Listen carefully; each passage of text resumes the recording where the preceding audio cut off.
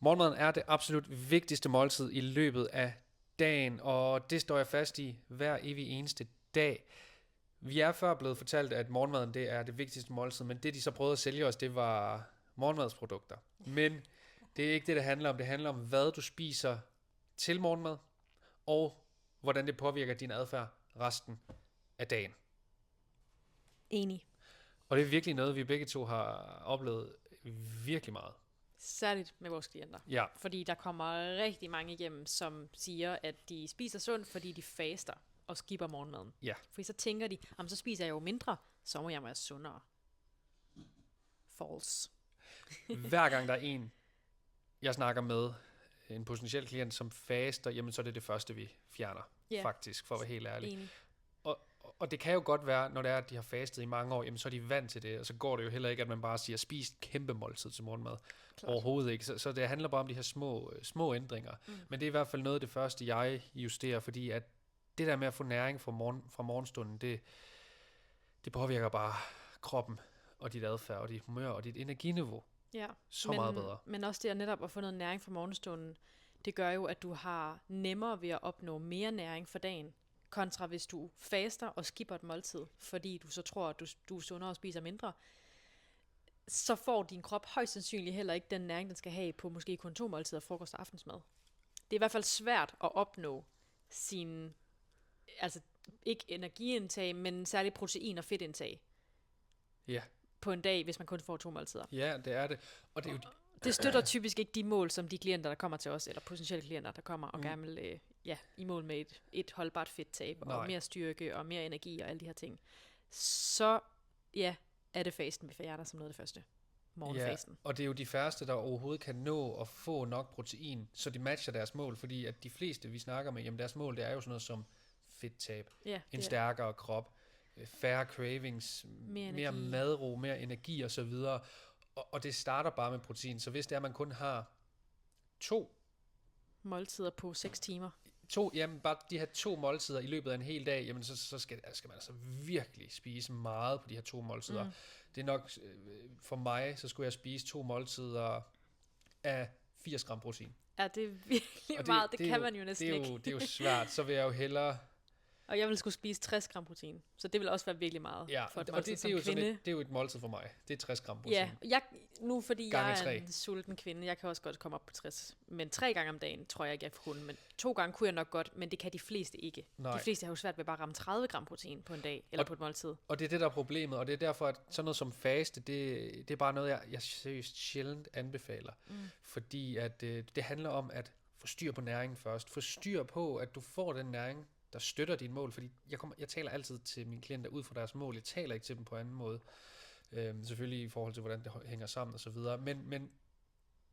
Men ja, det er virkelig bare at få styr på det først, og så kan man eventuelt bruge faste som et værktøj senere. Ja, og så klart bedre måske at faste i den anden ende i stedet for. Altså så spis din morgenmad, din frokost, og så din aftensmad tidligere, sådan at du så faster om aftenen og natten. Sådan så du er klar til at spise morgenmad næste dag igen. Fordi igen, så kommer det til at påvirke din adfærd resten af dagen langt bedre, og du vil have tid til at nå at få nok næring i løbet af dagen. Præcis. Ikke nødvendigvis inden for 6 timer, vil jeg sige, for så spiser du morgenmad og aftensmad ret tæt på hinanden. Men ja, drop det der med, at man skal faste i 16-8, det er de fleste, de gør. Lad være. Altså, det er ikke det, der gør dig sundere. Nej. Det er ikke det, at du spiser mindre i kortere tid, der gør dig sundere. Det er, at du får din næring, som kroppen har brug for. Din rigtige næring.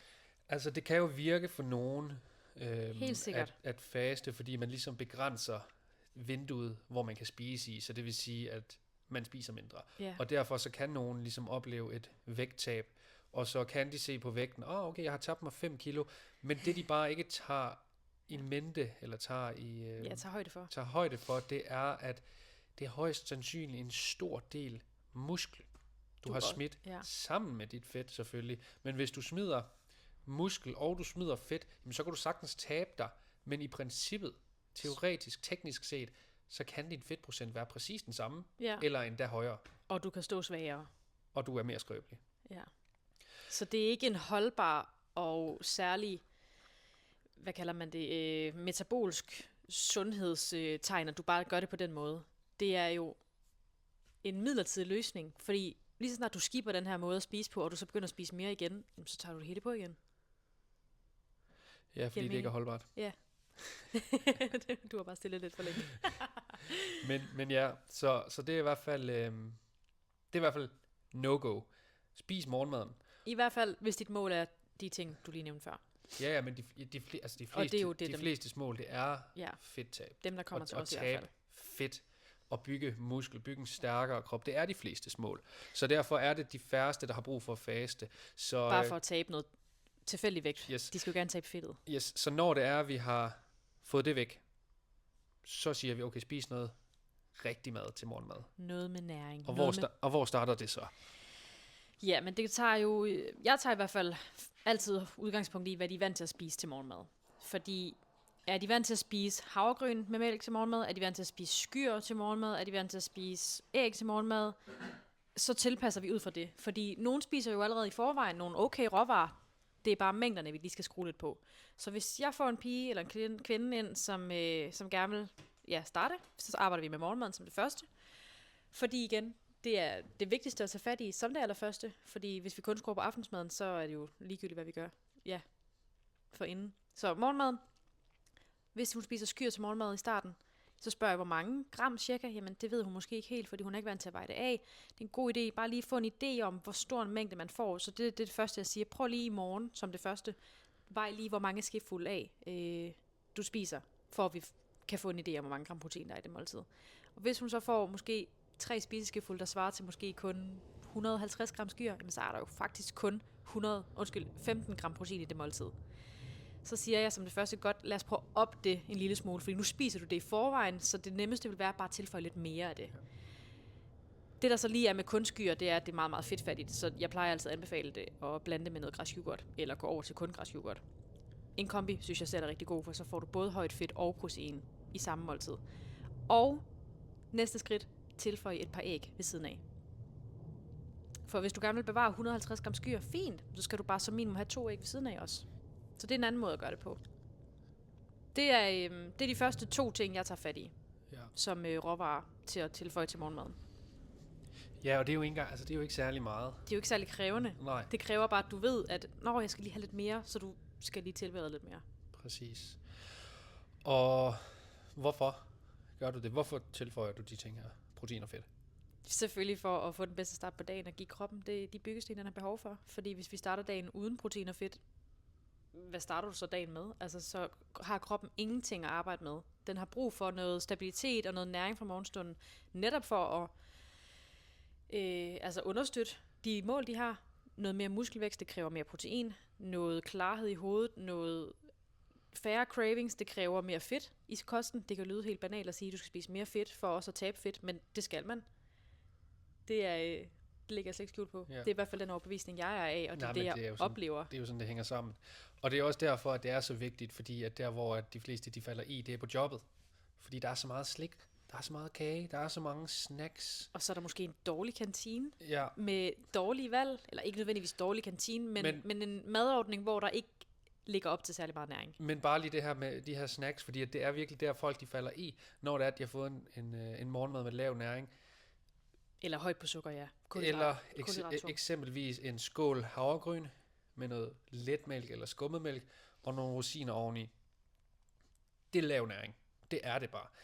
Det er ikke engang til diskussion mere. Men når man får sådan en, jamen så er de fleste de er sultne efter 1 time, 2 timer måske, og så er der lige lidt kage på jobbet, lidt mere sukker, lidt mere hurtig energi. Eller noget hvidt brød bare. Og så falder de i. Og så er det frokost, og så er der også cravings også bare høj, fordi de er ikke særlig mætte. Der er ikke noget af det, de har spist, der sådan mætter, og så er det dårligere valg. Spiser man måske en kæmpe portion, så man bliver helt fyldt i maven. Ja, til frokost. Og så er der lav energi igen, måske, kommer så an på, hvordan sammensætningen er. Og så kommer man hjem om eftermiddagen. Så har man lyst til noget igen. Skuffen, den bliver åbnet flere gange. Og så spiser man aftensmad, og så er det hen i skuffen igen efter aftensmad, fordi at den måske heller ikke er så næringsrig. Så det er virkelig bare sådan en ond cirkel, hvis det er, man ignorerer de her fundamenter, de her essentielle næringsstoffer, som er protein og fedt. Og det er derfor, at hvis man bare starter sin morgen med det, så påvirker det din energi, det påvirker din cravings i løbet af formiddagen, det påvirker, hvordan du spiser til frokost oftest. Og det gør, at du højst sandsynligt ikke går i snackskuffen så mange gange. Ja, det gør så. Og det jeg dog hører, når det er, at vi kun arbejder med morgenmaden, jamen det er i hvert fald indtil kl. 12, 2 stykker, der er der styr på det. Men når det er så nogle af dem, der ikke har haft styr på det, jamen så begynder de også at kunne mærke noget af det, vi snakkede om til samtalen, som cravings om men eftermiddagen. Det kan jo så også skyldes, at hvis vi kun arbejder med morgenmad til en start, så kommer frokosten, og den er måske ikke så næringsrig, og de spiser. Og det er lige præcis derfor, fordi at det handler ikke om at skulle gøre mere hele tiden. Altså det handler om, lad os bare få styr på morgenmaden. Vi har snakket om det så mange gange, men der er nogen, der gerne vil, jeg vil også gerne have frokosten, og så er vi på 3. dag, så skal vi ikke bare lige prøve at tage en uge, hvor du gør det her til en vane. Gør morgenmaden til en vane alle dage. Ja. Og så bevis det for dig selv, bevis det for mig. Så tager vi måske næste uge, og så hvis du virkelig er klar på det, så kan vi godt tage et kig på frokosten. Og når det så er en frokostordning, som det tit er, så sender de bare et billede, og så tager vi et kig på, hvordan man kan sammensætte det. Så tager vi det næste lille skridt. Frokosten, og så fortsætter de her effekter. Hvad har du af muligheder i den her frokostordning? Eller, det er jo endnu nemmere hjemme, fordi der kan du jo selv bare handle ind til, hvad du skal have med på frokost, eller med til madpakke hedder det. Men ja, det gør vi også. Så send et billede af, hvad du har af muligheder. Måske endda tage et billede af hele kantineordningen, for så kan jeg ret hurtigt udpensle. Det der. Det vil være super godt at have det som primær. Ja. Og så kan du sagtens spise et stykke brød med smør ved siden af, eller et stykke frugt, eller et stykke kage til bagefter. Men få det her først. Ja. Så det er bare, få styr på din morgenmad, og du vinder første halvleg i hvert fald. Ja. Nej, det var et godt udsagn. Ja. Så det er bare... Altså, første halvdel af dagen. Der er nemlig sådan nogen, der også snakker om det her med, at morgenmad det er slet ikke nødvendigt. Du behøver ikke at spise morgenmad. Og nej, det gør man heller ikke, men så ignorerer man bare adfærd. Mindre man jo er en af dem, som godt kan, og dem findes der, men det er jo bare ikke dem, der kommer til os. Nej, det er det nemlig ikke. Dem, som godt kan styre sine cravings, og har styr på sin frokost og sin aftensmad og alle de ting. For så kan faste være et fint værktøj. Men hvis man faster, så forventer jeg, at vedkommende ved, hvor meget næring de får i løbet af dagen. Ved, hvordan... Det bør i hvert fald være minimum. Præcis, og ved, hvordan de sådan skal sammensætte deres måltider, så de får nok hver dag. Fordi hvis de ikke har styr på det, så er faste ikke et værktøj. Nej, den skal så ikke være en mulighed. Nej. Men det er jo det, alle taler om det. Faste, den 8-16... Nej, hvad siger jeg? Jamen 8-16, ja. Men det er også fordi, at så kommer der en ind i Godmorgen Danmark og snakker om det her, og så hopper alle i, fordi det er sundt at faste og autofagi og alle de her fordele, som faste helt sikkert kan have. Jeg tror, vi har snakket om det her før, men jeg kunne personligt godt også have godt af at prøve noget faste. Ikke dagligt, men måske en gang i måneden i 24 timer eller 48 timer, som... hvad hedder hun? Ashley. Ja, hun har fastet 72. Ja. Det er sejt. Og hun gør det jo også for at lave nogle test på sin egen krop, fysisk eller psykisk, og så også blodsukkermæssigt. Ja. Men det her med at kunne frakoble sig mad og næring, og så måske bare drikke vand og elektrolytter. Altså, jeg gad også godt prøve, men jeg er bare ikke der lige nu, når jeg stadig ammer Carla. Der er ret stort krav til mig lige nu. Det kan jeg godt se som et godt værktøj. Og så hvis det er, at man nemlig har styr på det, jamen så kan man godt faste dagligt, men ellers så anbefaler jeg det aldrig. Så få styr på morgenmaden. Ja, det er nok bare det bedste tip, vi kan give her. Det var egentlig det skulle handle om, og så begynder vi at snakke om frokost og aftensmad også. Men ja, hvad får du som morgenmad? For den er jo meget ensformig. Den er meget simpel, og det har jeg simpelthen fået de sidste... Så lang tid, jeg kan huske. Ja, men altså nu har vi boet her i 2 år, og så begyndte vi også det sidste år i Aarhus, var det ikke det? Så jeg har nok fået den samme morgenmad, og så måske også før det. Jeg har fået den samme morgenmad i 3-4 år. Ja. Sådan cirka. Og det er 5 æg. 5 eller 6 æg. Scrambled. Eller ikke scrambled, sådan men... lidt som en... Ja, den er sådan jeg kalder den scrambled omelet. Ja, det er rigtigt. Man scrambler lige lidt, men den hænger stadig sammen som sådan en lækker omelet, uden at den bliver sådan for... Og det er fuldstændig lige meget, hvordan man laver det. Altså, hvis man kan lide hårdkogt, hvis man kan lide spejlæg, så er det også rigtig fint. Men jeg får 5-6 scrambled med noget ost ovenpå, 3-4 skiver, 5 skiver måske. Og det spiser jeg så først, og så laver jeg min smoothie med... Jeg blander 80 ml appelsinjuice, friskpresset appelsinjuice, og så blander jeg det med vand, og så fylder jeg 300 gram græsk yoghurt, eller græsk yoghurt blandet med skyr i. Kommer lige an på, hvad der er på tilbud og hvad vi har. Og det giver mig omkring 60 gram protein for morgenstunden. Og det gode ved det er, at jeg kan drikke den der. Fordi når jeg har spist de der 5 æg, jamen, altså jeg kan godt mærke, at jeg er mæt. Men jeg vil stadigvæk gerne holde vægten. Jeg vil stadigvæk gerne blive stærkere og øge styrken osv. støtte min krop bedst muligt. Og når du siger holde vægten, det er fordi, hvis du ikke får den her shake ud over, så spiser du for lidt så spiser jeg for lidt, og så taber du dig. Nemlig, og det er jeg ikke interesseret i lige nu. Og ja, det giver mig 60 gram, og det holder mig indtil, ja, nu er klokken igen 1:30, og nu begynder jeg at være sulten. Og den spiser du klokken 8:30? Ja. 8:30? Ja. Så det er jo min faste morgenmad, og så får jeg lige en kop kaffe eller 2 med noget fedmælk i, sødmælk eller græsmælk. Jeg har ikke fået det her de sidste par dage, fordi jeg har glemt at købe det. Du har løbet tør for kaffe. Ja, og jeg kan faktisk godt mærke, at jeg er hurtigere sulten, når jeg ikke får den her mælk. Det giver mening, for det fylder jo også. Det er jo også lige været 150 ml, du har i hver kop cirka, hvis du stimer lige. Ja, sådan cirka 300 ml i det hele, i de 2 kopper der, og det kan jeg virkelig mærke, at det er jo også nærmest et helt måltid. For nogen. Nej, det er det ikke. Jeg tror, det giver mig 12 gram fedt og noget af den stil. Så det er min faste morgenmad hver dag. Ja. Lige meget, hvor vi er. Ja. Hvad med din? Min, den minder meget om bare en lidt anden sammensætning. Jeg har 4 æg. Faktisk nogle gange kun 3, hvis jeg gerne vil have min skyr og græsyoghurt lidt tidligere. Men 3-4 æg, også med 3-4 skiver ost ovenpå, stegt i smør. Og så laver jeg i stedet for en shake på græsyoghurt og skyr, så laver jeg en bowl. Fordi jeg godt kan lide at spise det, i stedet for at drikke det. Og der putter jeg cirka 150 gram skyr og 100 til også 150 gram græsyoghurt. I hvert fald halv blanding. Og så nogle toppings. Noget frisk frugt, appelsin, granatæble, æble, pære, hvad vi lige har. Men i hvert fald altid appelsin, det kan jeg ikke undvære. Og så noget peanut butter og noget hjemmelavet granola, kan jeg også godt lide. Har vi ikke altid, så putter jeg bare nogle frø og kerner, nødder ovenpå. Så det er også en god portion der. Lækkert. Jeg er virkelig også mæt, når jeg har spist det. Så hvis jeg ikke vil have den her tunge mæthedsfølelse, så gør jeg det, at jeg spiser min æg først, og så venter jeg måske lige en time eller halvanden, og så spiser jeg min bowl, som jeg bare har preppet. Og så står den bare og venter på mig. Fordi jeg ved, at jeg bliver sulten, og hvis ikke jeg får det, så strækker jeg den helt til frokost, og så er jeg virkelig sulten, og så når jeg ikke at spise alt, hvad jeg skal på en dag, fordi så bliver der endnu større krav til frokost og aftensmad. Så derfor skal jeg have den her skål skyr og græsyoghurt også, for at få nok protein. Og den giver mig, hvad giver det mig? Jeg tror, den er der 25 gram protein i skålen, cirka, og i min æg er der cirka 30 gram protein. Så ja, det er faktisk en ret god, stabil start også. Og med det sagt, så kan vi jo spise det her til frokost og aftensmad også. Ja. Det har vi jo gjort før. Det er fuldstændig lige meget, hvornår det er, vi spiser det. Ja. Det er egentlig bare vores vane nu her. En god og hurtig morgenmad, det kan også være, hvis man har noget ekstra kylling, 100-150 gram kylling fra dagen før. Eller oksekød. Eller oksekød, ja, et eller andet kød. Det er lige 20-30 gram protein.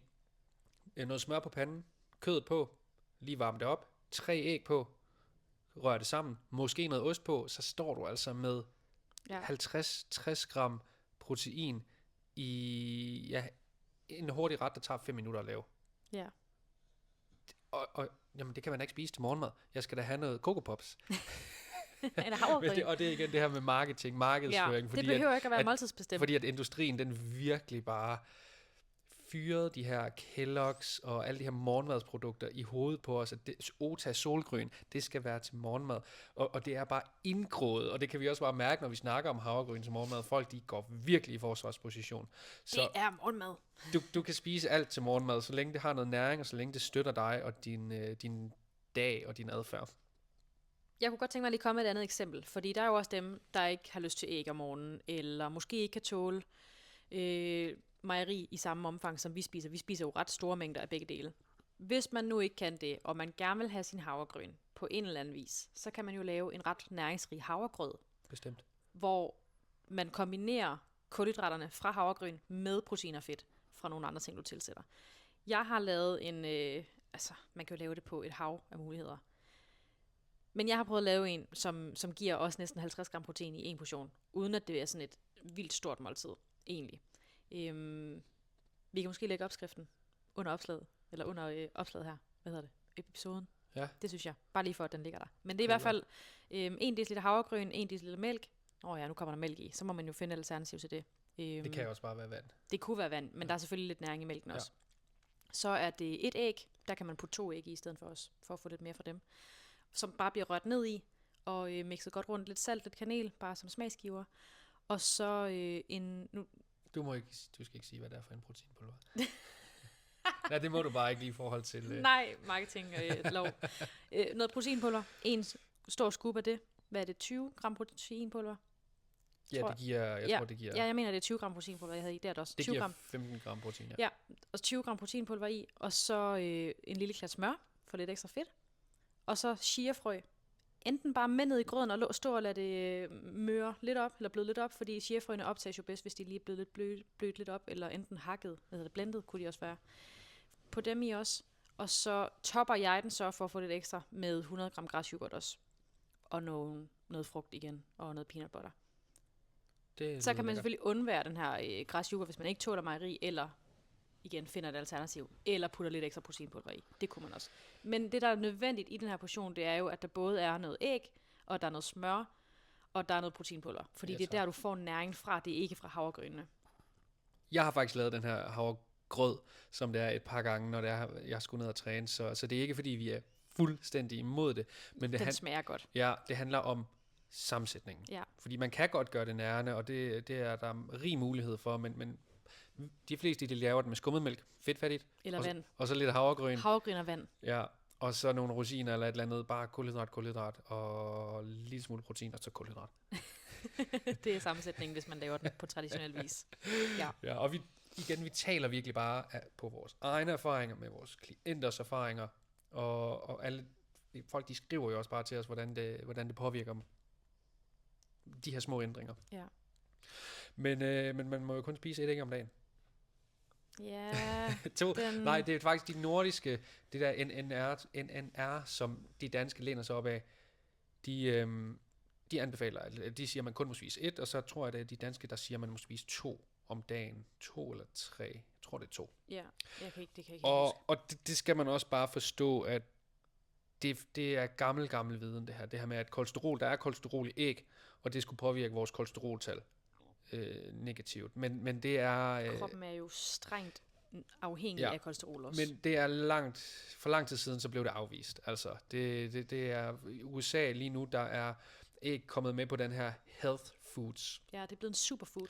Ja, nej, bare en health food. Der står health food, der står ikke superfood i. Men æg er betegnet som en superfood i dag. Jamen altså, hvis du spørger mig i hvert fald, så er det helt sikkert, fordi at det nemlig bare indeholder alt næring på nær vitamin C, og så også bare det bidrager med, nemlig i forhold til adfærd, som vi snakkede om før. Så der er altså rigtig mange store autoriteter, der ligesom har indrømmet det her med, at okay, æg, det er ikke dårligt for dit kolesteroltal. Æg, det er rent faktisk en god kilde til god næring, men så er det jo så typisk sådan som Danmark, de er meget bagud. Og det bliver man bare nødt til at understrege, at de danske kostråd, de kunne være meget bedre. Skal jeg passe på med, hvordan jeg siger det. Men de kunne være så meget bedre. Og igen, hvis den gennemsnitlige dansker følger de her kostråd, begynder at gøre nogle af de her ting, ja, helt sikkert, så kan det være, at vedkommende bliver sundere. Men vedkommende får i hvert fald stadig ikke dækket sit næringsbehov, vil jeg sige. Jo. Det gør vedkommende, fordi at det er det anbefalet. Og de får det, de har brug for, så de i hvert fald ikke er i mangel. Men der er så stor forskel på at være i mangel. Her, hvis du er her, så er du ikke i mangel. Det er, hvor du lige overlever. Du overlever lige. Og her det er optimalt. Ja. Og det er her, hvor man det er får der, vi arbejder. Det er her, hvor man får nogle af de her positive effekter, som fedttab, mæthed, færre cravings og alt det her. Ja. Og det er gerne der, vi skal op. Muskelmasse, ja. Lige præcis der, vi skal op. Og ja, fibre er vigtige for nogen, og lidt mindre vigtige for andre, men vi har snakket om det før. Du skal bare ikke prioritere fibre før protein. Og fedt, nej. Det skal du ikke. Så det her med, at man ikke må spise så mange æg. Nu var der jo også lige en artikel i DR her den anden dag, hvor der stod, at du skal ikke bare spise løs af æg til påskefrokosten, hvor man tænker sådan, altså noget af det sundeste, der er til en påskefrokost, det er nok æggene. Ja, det er komplet proteinkilde, fuld af andre essentielle aminosyre og fedtsyre. Det er sgu lidt vildt, at de bare fortsætter den her retorik. Men igen... Ja, må jeg lige hurtigt koble en kommentar. Jeg havde jo langt hellere set, at artiklen havde handlet om, at hvis det skulle være noget med æg, at så var det nok de der påskeæg, man ikke skulle spise løs af i stedet for. Fordi jeg tror seriøst, det bidrager jo så meget mere til sundhed, at man spiser flere æg, kontra at man bare går løs i chokoladeæg. Jamen, det er jo sjovt, at de ikke laver en artikel om det. Prøv at holde lidt igen med de her fucking marcipan påskeæg. Ja, præcis. Ja, det er jo fyldt med ting, man ikke aner, hvad indeholder. Men et æg, Det er en næringsbombe. Ja, men vi ved jo godt, at... De må helst ikke blive for sunde og for raske. Vi ved godt, at det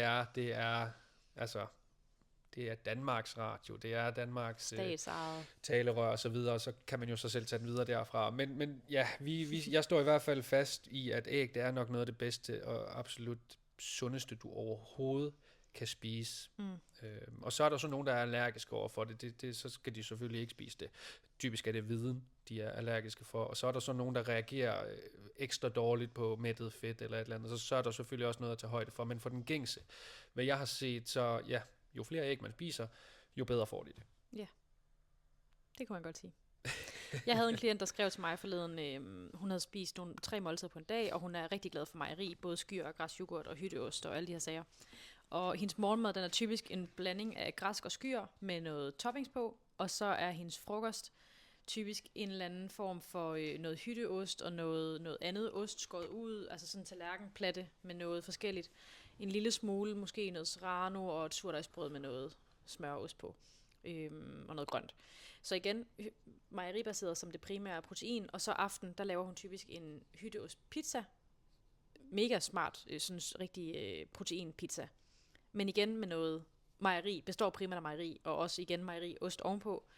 Og så spurgte hun mig, er det fint, jeg spiser sådan, fordi hun laver jo, eller tager billeder i sin food journal, hvor jeg siger, jeg vil nok bytte et af måltiderne ud med noget æg i stedet for, eller kød. Fordi der er bare noget, altså, jeg plejer jo at sige æg, kød og mejeri, som det primære næringskilde, eller proteinkilder på din tallerken.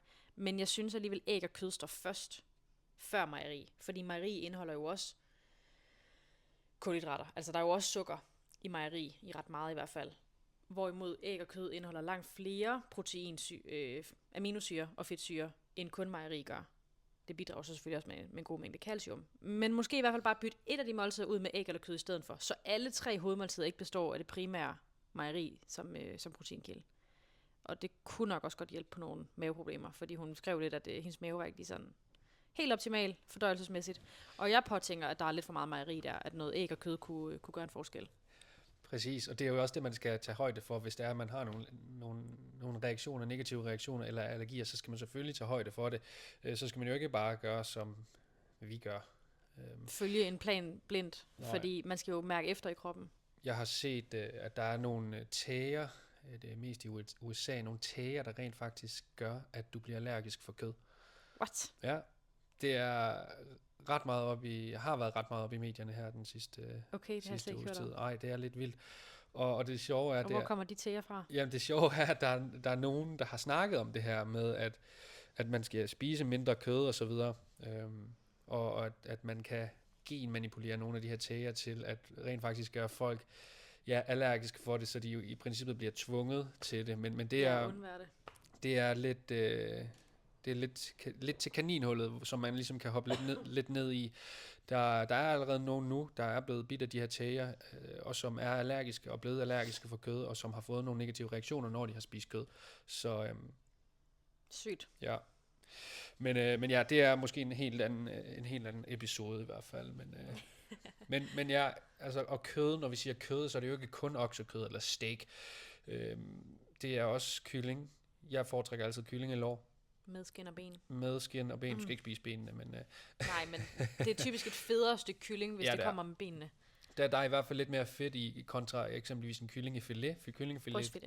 Brystfilet. Brystfilet, det er også rigtig fint i forhold til protein i hvert fald. Men der er bare ikke særlig meget fedt i, altså der er nærmest ingen fedt i. Så derfor kan det heller ikke sådan stå helt for sig selv. Hvis man spiser bryst, så skal man gerne lige tilføje noget fedt på den ene eller på den anden måde. Stege det godt i smør, eller noget avocado, eller andre fedtkilder, som giver mening. Og så er det jo også sådan noget som fisk. Altså når jeg også siger kød, jamen, så mener jeg også fisk. Ja, så mener jeg sgu også fisk. Nu har vi lige fået lidt sardiner igen. Jeg skulle gerne komme en levering snart. Jeg håber snart, de kommer. Fordi det er også rigtig godt at få fisk i løbet af ugen. Vi tager så godt nok nogle supplementer herhjemme, fordi lige nu har vi ikke spist det hver uge. Jeg har i hvert fald holdt lidt pause. Og vi spiser det hver uge. Ja, vi bare. Men nu har vi jo ikke haft... Nej, men det kommer vi til at have fast. Det skal være fast. Nu har vi lige været low på sardiner, fordi de var udsolgt der, hvor vi køber dem. Så det er jo ikke kun steak og oksekød, selvom vi godt kan lide det, og selvom vi har rigtig god leverandør lige herude, der laver rigtig godt kød. Og så skal vi faktisk forbi en ny gård i morgen og prøve nogle bøffer. Der kører vi lige 23 minutter for at få nogle gode bøffer. Ja. Prioriteringer. Ja. Så, men ja, jeg tænker, det var sådan, det jeg gerne vil ud med i forhold til det her med morgenmaden i hvert fald, og det her med ægget. Og så plejer det altid lige at tage en drejning. Ja, det kommer der til at dreje os over på vores nye høn. Nej, ikke endnu. Ikke endnu? Ikke endnu. Jeg skal gerne lige snakke. Nå, jeg troede du. Jeg skal gerne lige snakke om min træning lige nu. Det er sgu lidt demotiverende at træne for mig lige nu. Hvilket er helt normalt. Motivation går op og ned. Jeg plejer at være rigtig motiveret for at træne, fordi jeg kun træner 2 gange i ugen, men min albue, den driller mig, mand. Shit, den driller mig. Jeg troede virkelig, det var blevet godt igen, og så tog jeg en træning. Hvor lang tid pause? Du holdt noget? Et par Jamen, jeg holdt en uges pause. En uge? 10 dage, overkrop. Tror jeg det var, hvor jeg slet ikke trænede overkrop. Og så blev det bedre, og så tænkte jeg sådan, yes, nu er det godt igen. Og så var jeg så nede, og så trænede jeg måske lidt for hårdt, og så er det så kommet igen. Så du var ikke helt klar? Så jeg var simpelthen ikke helt klar, og det er simpelthen bare så svært at være i, når man har en skade, og man virkelig gerne vil træne. Der er jo mange, der bruger en skade for at undgå at træne, men jeg har en skade og kommer næsten med undskyldninger for at træne. Ja. Så shit. Lidt kunne nok lige. Ja, så jeg må se, om jeg får det noget i den her uge. Nu skal vi lige til København i morgen. Ja. Men jeg håber, jeg kan få det passet ind, og så må jeg træne noget ben, og så må jeg igen bare lige mærke efter, fordi at, det er sgu ikke for godt. Jeg må virkelig... Ja. Du mærker lidt, hvordan det er at være en af dem, som altid har en eller anden skavank og ikke rigtig kan. Altså, jeg har også nogen på min bootcamp-hold, som døjer lidt med knæene. Det er udfordrende, og også at finde alternativer, fordi hvis det bare gør det mindste ondt, så er det jo svært at også for dem til at forstå, at nogle gange så er øvelse jo stadig godt til at styrke omkring knæene. Selvfølgelig skal det ikke gøre ondt, så det er smertefuldt, men vi er nødt til stadig at lave øvelserne, i stedet for at blive bange for at lave øvelserne. Fordi hvis vi bliver helt bange for dem og ikke laver øvelserne, så bliver du kun endnu svagere, og musklerne omkring bliver jo overhovedet ikke styrket, og så står du kun endnu dårligere om et par måneder måske, hvis du slet ikke har lavet noget. Ja, især hvis det er sådan en kronisk smerte, man har haft i knæene i lang tid, så kan det være, at man måske lige skal ligesom bevæge det lidt. Ja. Men det her, det er så lige opstået. Jeg har haft det er nok noget inflammation 2 måneder nu. Jamen, det er inflammation. Jeg har identificeret det som værende en golfalbue. Så jeg skal have noget ro og noget massage på underarmen. Ja. Så det kunne være, at jeg skulle bestille det. Så, men ja, det handler om den her proces, og processen den er altid lang, og nu hvis jeg bare giver det lidt ro nu, og måske holder en pause på 2 uger til overkroppen, jamen så kan jeg vende tilbage igen til normalen. Så 1 skridt tilbage, og 2 frem, og det skal man altid huske, og det skal vi også huske, fordi det sker jo også for os. Ja, jeg mærkede det jo lige for et par uger siden med min nakke. Det var voldsomt. Shit, altså jeg troede nærmest, jeg havde fået en diskus i min nakke. Det var så ekstremt, jeg kunne ikke dreje mit hoved eller kigge op eller noget. Det føltes som hold, men bare værre. Altså jeg kunne ikke engang flytte mine øjne næsten, så slemt var det. Ja, der kom nogle udbrud nogle gange. Jamen, det er også svært at have et barn, man skal bære rundt på og amme og alt muligt. Og, det er det. Og så have det så slemt i min nakke. Der var jeg godt nok udfordret. Så det var også lige, men det var helt sikkert en overtræning, altså en belastningsreaktion. Ja. Som heldigvis er okay igen. Jeg kan stadig mærke det, sådan helt i yderpositionerne, men vi er jo heller ikke bare... jeg er 31. Vi er jo også bare mennesker, som kan komme ud for uheld og skader og skavanker, men vi gør jo vores for, at det hurtigt forsvinder igen, og at det ikke sker så ofte. Vi mødte jo hinanden igennem CrossFit på en eller anden måde. Du dyrkede CrossFit der, jeg dyrkede rigtig meget fitness 6 dage i ugen, og så kom jeg lidt over i CrossFit. Det var fordi alt var lukket ned, og så trænede jeg bare CrossFit udenfor ved sådan en stativ i Aarhus. Ja, og så vil jeg jo gerne imponere dig, og så blev jeg faktisk ret forelsket i CrossFit, og så var jeg alligevel i det i 1 år, og så fik jeg en skulderskade. Ja. Og du var... allerede blevet skadet. Du var allerede skadet. Du havde fået en diskus, fordi du skulle vise dig lidt for mig. Ja. Så skulle du lige backsquat alt for tungt, og så skete der bare noget. Ja, det var det var heller ikke helt godt. Nej. Den er jeg stadig plaget af i dag, men jeg træner omkring det. Altså, jeg kan stadig bevæge mig frit og lave rigtig meget arbejde ude i haven, uden at brokke mig. Jeg kan godt lige sige, nu kan jeg godt mærke min ryg, men jeg klarer mig, altså, det er og jeg har det godt, og jeg træner jo stadig, som jeg ellers ville. Jeg har bare ikke et mål om at dødløfte lige så tungt igen, eller backsquat lige så tungt igen. Og så kan man jo så spørge sig selv, hvordan ville det have været, hvis du aldrig havde, eller hvis du var stoppet med at træne? Så havde jeg helt sikkert haft det endnu værre. Det er jeg 100% sikker på. Altså jeg kan mærke, hvis jeg har gået i lidt for mange, hvis jeg bare har gået 5 dage uden at træne, så får jeg mere ondt i ryggen, end hvis jeg vedligeholder min træning. Det Det er ikke godt. Eller hvis jeg ikke bare kommer ud og gå. Hvis jeg har en dag, hvor jeg sidder lidt for meget indenfor på min computer, sidder for meget på min flade røv, og laver computerarbejde, så får jeg sygt ondt i ryggen, hvis jeg ikke kommer ud og bevæger mig. Jeg skal have en gåtur midt på dagen, hvis jeg har computerarbejde. Vi skal have sådan et hæve-sænkebord, så vi kan få løbebånd eller gåbåndet ind under, så du kan gå, imens du arbejder. Det kunne være mega smart. Ja, vi kan ikke lige hæve sænke spisebordet. Nej, det kan vi ikke. Det kommer en dag. Ja. Der er mange ting, der kommer en dag. Men også bare lige for at gå lidt videre i forhold til den her proces, når det er, man ligesom går i gang med det her som værende træning, som kost, så står man der den første dag eller den første uge og tænker sådan, altså det her, det bliver jo aldrig godt. Fordi at det er jo overvældende, hvis man aldrig nogensinde har tænkt over det, og så man lige pludselig begynder nu, og så sådan en som mig siger sådan, altså hvis du gør det her, jamen, så kommer du til at få det bedre, du kommer til at smide det overflødige fedt, du kommer til at få mere energi og så videre. Så står man der den første dag og tænker sådan, der er godt nok lange udsigter til det her. Og det kan jeg godt relatere til, fordi jeg selv startede med at træne, da jeg var 15 år, og begik sindssygt mange fejl i min træning. Og det har jeg også betalt for. Og skader og spild af tid og så videre og så videre.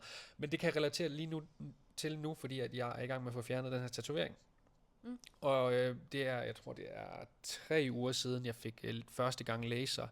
Og så har jeg jo kigget på den sådan første uge, anden uge, og så tænker jeg sådan, fuck, der sker jo ingenting, og så videre. Det kan også bare være lige meget. Ja, faktisk så stopper jeg. Det har jeg ikke tænkt. Jeg ved godt, det er en lang proces, men det er også bare for at relatere til noget, som om 6 måneder, hvis jeg ligesom holder mig til de her rutiner, hvis jeg holder mig til, at jeg også går i sauna, jeg sørger for at drikke en masse vand, jeg sørger for at træne og få lidt puls på og så videre, så ved jeg, fordi det har de sagt, ham der gav mig laser, han har jo meget erfaring, og han ved det. Han ved, hvad der sker. Men jeg sidder der, det er første gang, jeg nogensinde har prøvet det, så jeg bliver bare nødt til at stole på hans ord, og så gøre det, og jeg har så en tid igen her, den 21. april, tror jeg det er. Små 2 uger. Så når jeg kigger på det, så tænker jeg sådan, shit, der sker bare ingenting dag efter dag, men ja. Over tid, så skal der nok ske noget, Det er jeg slet ikke i tvivl om, at det gør, fordi det har man jo set før. Jeg har jo også en anden kammerat, der er ved at få fjernet alt på hans hals, og det bliver virkelig godt. Det ser altså virkelig godt ud, og ja, det er sgu bare en lang proces. Ja, man er nødt til at være tålmodig, og det er man netop også i træning, så bare sundhedsverdenen, fordi kroppen ændrer sig jo ikke bare fra den ene dag til den anden, eller fra den ene uge eller måned til den anden. Man er jo nødt til at være konsekvent og gøre det igen og igen og igen, og netop stole på processen. Det er en livsstilsændring, og det betyder, at det skal gerne være et nyt liv. Så det kan ikke gå for langsomt. Det kan ikke gå for langsomt. Hvis det eneste, man arbejder på de første 3 måneder, det er morgenmaden. En god nærende morgenmad, nu sidder den bare. Ja. Så er hvad er 3 måneder ud af resten af dit liv? Så er det så meget værd. Det er mega, mega effektfuldt. Ja. Jeg siger jo også altid til mine kvinder, når de starter, og også mit gruppeforløb, det er jo ikke her på forløbet, du skal se de største resultater. Det er jo for resten af livet. Du skal se det her forløb som det, der kickstarter din livsstilsændring, som noget, du kan vedholde efterfølgende, og så skal resultaterne nok snige sig ind på dig før eller siden, fordi at du kan vedholde de her ting som værende en livsstil, og ikke bare som en kur, der varer i 3, 4, 5 måneder, eller hvor længe man nu bliver. Præcis. Og det var også det, min kørelærer han sagde til mig. Du bliver ikke god til at køre bil, mens du er sammen med mig her. Altså, du lærer sådan the basics. Du lærer, hvad det er, du skal. Du lærer lige at træde på kobling og skifte gear. Ja, hvordan du skal kigge dig selv over skulderen og så videre. Men du lærer det først, når du ikke har mig med mere. Ja. Og det er præcis det, vi gør. Vi er faktisk vores klienters kørelærer. Ja, det var faktisk en virkelig god sammenkobling. Fordi jeg har da også nogle kvinder, som er utålmodige. De har været der i 2 måneder og siger, der sker altså ikke noget endnu. Hvor jeg siger, prøv at høre, der er sket så meget. Du har lært at sammensætte en træning til hele kroppen, som du har lyst til, fordi du ikke er fuldstændig smadret bagefter, som du måske var på din cardiohold førhen. Du har fået mere styrke i hverdagen. Du har lært at spise gode og nærende måltider. Du har prioriteret nogle ordentlige råvarer, ikke kun for dig, men også for din familie. Altså, jeg er nødt til at minde nogle af dem her om det, og så er de sådan, gud ja. Og så er der andre, som er mega taknemmelige, og bare sådan, wow, der er bare sket meget. Jeg har ændret min morgenmad. Altså, det er sådan, hvordan man ser det, ikke? Præcis, og det er jo det, der er vores job. Altså, vi skal jo sørge for, at de kan se de her ændringer. Mikroændringer, som påvirker de her andre små ting, som man måske ikke ellers vil lægge mærke til, fordi de fleste, de går ind i det her, fordi de gerne vil se anderledes ud. Ja, eller tabe sig på vægten, eller et eller andet fysisk, hvor det er vores job at hvad med din energi? Hvad med din søvn? Hvad med dit overskud? Hvad siger dine børn? Hvad siger din mand? Og det er simpelthen hvordan har du det? Altså, ja, jeg har en check-in forleden i den her uge, der skrev, jeg mærker livsglæde, jeg mærker mere kærlighed til mig selv, jeg taler pænere til mig selv, altså uden at sådan tænke over, at det er bare sket i takt med, at hun tager hånd om sig selv nu. Hun ved, at hun gør det her for at få det bedre med sig selv. Ja. Det er så crazy. Og så skrev hun til sidst, it's all love. Det er så sødt. Jeg bliver så glad. Ja, jeg har i hvert fald aldrig lavet noget mere givende. Altså, jeg var jo lige personlig træner, og så var jeg så bootcamp-træner i de her 5 år, og personlig træner for en anden en. Og ja, det var da også givende, men det her med at have... Ja, det hele med. Hele møllen, ja. Have en finger i spillet med, fordi at jeg siger jo også til mine, at altså, behøver jo ikke kun at handle om kost og træning, du kan jo skrive om alt. Du kan jo skrive om alt til mig. Vi skriver rigtig meget mobilvaner, altså skærmvaner og aftenrutiner. Stress. Gåture, meditation. Bare det at trække vejret dybt, når man går en tur, at man er til stede. Der er jo så mange mere, altså der er så mange flere lag, men det kommer igen an på, hvor man er henne. Ja, det er jo ikke der, man måske starter, at man, altså det kunne man godt, bare trække vejret lidt dybere et par gange om dagen. Men de største brikker ryg på, det er jo mad for de fleste. Fordi det er det, de fleste har sværest ved at navigere i. Og det er også bare det, der fylder mest. Altså, vi spiser 3 gange om dagen. Ja, i hvert fald. Vi træner kun 2 gange i ugen. Ja. Mad er det største sted, vi kan rykke ind, som kan gøre den største forskel. Ja. Og så kommer alle de her andre små ting. Altså 1 træning i ugen, og så få styr på din mad, det er jo også bare, det er rigeligt. Det er seriøst rigeligt, fordi at det nemlig støtter hele kroppen. Der var faktisk en på mit bootcamp-hold i går, der sagde, hun kommer fra barsel, og har ikke trænet siden før hun fødte. Før hun faktisk blev gravid. Så i lang tid. Og så spørger hun mig, jamen jeg gad jo godt, jeg har ikke helt fået gang i de der hjemmetræninger endnu. Jeg kommer jo kun til den her ene træning i ugen, så siger jeg, hvad var det, du lavede før? Ja, ingenting. Jeg har lavet yoga før jeg blev gravid, eller det var det eneste, hun lavede sådan dengang. Så nu har jeg jo den her træning sammen med dig, men det er jo ikke nok. Det er i hvert fald nok. Prøv at tænke, før der lavede du 0. Nu laver du 1 gang styrketræning her sammen med mig. Det er mere end rigeligt til en start. Du er nødt til at lave 1 træning, før du kan lave 3 træninger. For hun sagde, jeg vil gerne træne 3 gange om ugen, fordi der ligger 2 hjemmetræningsprogrammer. Det er slet ikke nødvendigt lige nu. Nej. Fokuser på den her 1 gang i ugen. Kom den 1 gang i ugen. Det er jo 100% bedre end 0 gange i ugen. Så var hun sådan, ja, det har du virkelig ret i. Jeg er nødt til at lade være med at tage munden alt for fuld. Præcis. Fordi det er jo ikke holdbart at starte med 3, når man kommer fra 0. Og det er jo det samme, vi gør med måltider. Start nu bare med 1 måltid. Ja. I hvert fald til helt fra begyndelsen. Ja. Men det var lige en øjenåbner, hun sådan, ja, det har du virkelig ret i. Ja. Jeg skal ikke sigte efter 3 nu. Nej. Nu kommer jeg bare 1 gang i ugen, og så må vi se, hvornår jeg indfører en enkelt hjemmetræning. Og hun har jo som sagt så også et 10 måneder barn derhjemme, så 1 gang er super godt. Det er så stærkt. Ja. Du har lidt jord under neglene. Vil du ikke lige fortælle mig, hvorfor du har det? Ikke kun jord under neglene. Jeg har også revet hul på mine fingre, og de er så tørre. Jeg vågnede seriøst i nat ved midnat, og havde så tørre hænder, at jeg var nødt til at gå ud og smøre tallow på, altså sådan en tyk lag tallow på mine hænder, fordi de bare var så smadret. Det er resultatet af hårdt arbejde i haven. Vi har været i haven de sidste par dage. Mest mig. Du har jo arbejdet lidt ekstra. Du tog første etape i hvert fald. Det gjorde jeg i hvert fald. Jeg har revsikret og rottesikret hele vores nye, lille, fine hønsehus. Lille, siger jeg. Det tog lang tid. Puttet voliernet på hele indersiden og klammet det sammen med klammepistol og klippet det med en skævebider og ja. Og så gik jeg i gang med at grave et hul, så kom du heldigvis. Hvad? Hvad betyder det? Ja, det betyder, at vi skal have høns. Det sagde vi sidste afsnit også. Vi sagde, at du havde kigget på dem. Ja, fordi... og så sagde vi, kan vide, om vi har høns næste gang. Ja, det har vi. Det har vi på næsten, søndag. Ja. Det er vi torsdag i dag. Og... Ja. Så det er blevet sat i værk. Vi skal have høns nu.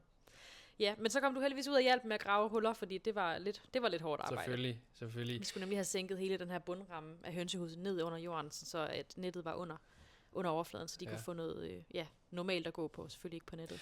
Ja, det er sgu lidt omfattende alligevel, fordi at der er sgu nogle ræve, der gerne vil ind. Det samme med rotter. Det er jo så bare vores job at sørge for at gøre rent, og sørge for, at der ikke ligger mad og så videre over det hele. Ja, men først og fremmest, at de ikke kan komme ind i alle de her ræve, eller hvad hedder det, sprækker og revner og huller, og igennem et almindeligt hønsenet, fordi det kan de. Ja. Og ræve kan også bide sig igennem et almindeligt hønsenet, så det skal være det her. Og det kan de ikke ved det der voliernet. Nej. Det er så tyk materiale, at de ikke kan. Ja. Så det har været, skulle jeg sige, weekendens projekt, men det har jo været hverdag. Ja. Det har været, hvad har vi i dag, torsdag? Ja, tirsdag, hele tirsdag og onsdag. Og så er du ude og hente hø. Du fik komme hjem med en halmbal i dag. Ja, det er til redekasserne. Og spåner til under deres pinde, så det er også nemt at moe ud i. Ja. Og træflis til løbegården, og der er mange ting. Muslingeskaller og hønsefod. Det bliver godt. Det er en helt ny verden. Det kan være, at vi kommer til at sidde med en høns herinde. En høns? En høne. Så skal de lige gøres tamme først. Men ja, det skal de. De skal gøres tamme. Det kunne være så hyggeligt, at Carla kan sidde og hygge med en høne. Ja, det bliver godt. Vi starter med 4. Det kommer ikke til at dække vores æggebehov. Det gør det ikke, men det er heller ikke derfor, vi gør det. Nej, vi gør det for at lære det at kende, og for at hygge med dem. Altså have nogle søde små ude i haven. Der var en, der skrev til mig, at hvor fedt, I skal have høns, og så skrev jeg lige lidt detaljer, og så ville jeg bare lige skrive sammen med hende. Og så sagde hun sådan, nå fedt, vi startede også med 4, nu har vi 32. Okay, wow. Der er noget af en stigning. Det kommer vi så ikke til at have. Der skal vi lige flytte først. Ja, men altså når det er, vi skal finde et nyt sted, så skal vi helt sikkert det skal optimeres sikre, at vi kan have høns. Ja. Fordi jeg vil så gerne have høns. Jeg vil også gerne have nogle geder. Jeg vil rigtig gerne også have mere. Ja, men vi skal i hvert fald have 20 høns en dag med vores ægge. Ja, også ender. Ja. Men det er for nogle løbeænder, der spiser sneglene i køkkenhaven. Ja. Det vil være smart. Bare sådan et helt økosystem. Ja. Og så, det bliver godt. Jeg glæder mig godt nok. Så nu har vi taget hul på vores første små, dyr. Hvad kalder man det nu? Kæledyr. Er det kæledyr? Nej, det ved jeg ikke. Husk. Hvad kalder man det? Bondegårdsdyr. Lad os kalde det. Ja, men det er de første, vi får i hvert fald, udover vores hund Nala. Ja, og det bliver faktisk virkelig spændende at se, hvordan det er, hun tager er jo meget interesseret i alle dyr. Hun skal tage det. Altså, der er jo ikke noget at diskutere der. Hun skal jo nok lære det. Jeg tror i hvert fald bare, at vi skal starte med at tage snor på hende, og så lade hende være derude, mens hønsene, de jo selvfølgelig går frit rundt, fordi de skal gå frit rundt i vores have, når det er, vi er derude også. Og så vende hende til det stille og roligt, fordi det bare er der, ligesom fordi det er min forældres kat, fordi den kan hun jo også godt omgås. Men hun synes stadig, den er spændende, og hun kigger sådan lige lidt, og nogle gange vil hun måske gerne lege lidt for vildt, og det er ikke et helt godt match, men de kan omgås hinanden. Ja, det bliver så godt, jeg glæder mig godt nok. Så nu tager vi lige til København i morgen og på lørdag, og så kommer vi hjem om aftenen der, og så skal vi til Økodag først. Søndag, og så henter vi høns på hjemvejen. Ja, tak. Så weekenden er godt fyldt op den her gang. Ja. Det bliver hyggeligt. Ja. Var det alt for i dag? Det var faktisk alt for i dag, ja. Så håber jeg, at vi lige kan vise en lille høne. Ej, det kommer jo helt sikkert til at være på Instagram. Dem vil jeg gerne vise frem. Men vi ved stadig ikke, hvilke racer vi skal have. Nej, og det vælger vi først derude. Jeg ved, vi skal nu når vi kun skal have 4, så skal vi i hvert fald have 3 forskellige slags, for jeg vil gerne både have nogle grønne æg, nogle mørkebrune æg og nogle almindelige æg, eller hvad man siger, lysebrune. Okay, så du vælger hønsen ud fra farven på ægget? Ja. Okay. Og også om de kan være tamme, eller gøres tamme, og være sådan i et havemiljø. Det er også og det kan de her 3, jeg har kigget på. Nå, okay. Der er en grønlægger, den ligger jo så lidt blågrønne æg, og så er der en maran, tror jeg, hvordan man siger det. Den er sådan mere sort i det, og ligger helt mørkebrun, som chokoladebrun æg. Og så gad jeg bare, ikke for æggets skyld, men bare for hønens skyld, gad jeg godt have sådan en rødbrun en også. Og det hedder vist bare en rød amerikaner. Var det ikke dem, vi tænkte, at vi skulle have 2 af? Jo, og det ser vi så, hvilken en af de 3 racer, vi skal have 2 af. Ja, fordi de skal jo gerne ligge et æg om dagen. Altså sådan men det gør de her også. Under. Det gør de her racer også. Det er det, vi har kigget på. Det kan godt være, at vi ender med noget andet. Men det er i hvert fald min forestilling lige nu. Og så må vi selvfølgelig selv udpege de pæneste af dem vi skal have. Fordi de er voksne, de er jo lige der omkring, hvor de begynder at lægge æg, når vi får dem. Okay. Ellers så kan man jo også få kyllinger, som vi også kan lege med en dag. Æg. Ja, vi skal have en hane på et tidspunkt også. Så kan vi selv roe æg ud, og så får vi sådan så små dunbolde. Det bliver lidt vildt. Det bliver hyggeligt. Vi må se, hvad fremtiden bringer. Yeah. Vi har mange drømme i hvert fald. Mange drømme og planer. Ja. Det er dejligt. Ja. Det var alt for os. Ha' det godt. Og mine.